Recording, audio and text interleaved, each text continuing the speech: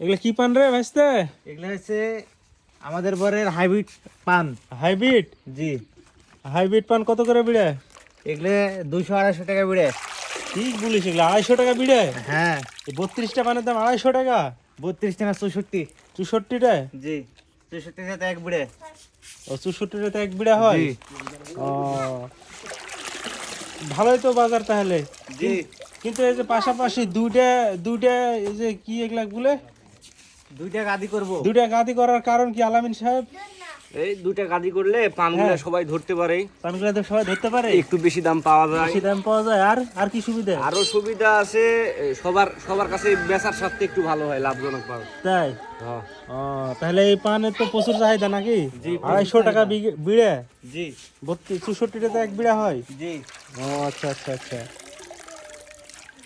তাহলে এখানে কয় টাকা দাম লাগবে ভাইস্তা এই পানের? নাকি পানের দাম প্রায় এখানে যা পান আছে 12 থেকে 13,000 টাকা দাম রাখতে পারে। বলিস কি? 13,000 টাকা এখানে? সর্বনাশ করেছে। পাবলিক আসো গতি, যে যেখানে আসে বর করা শুরু করে দাও, ঠিক আছে?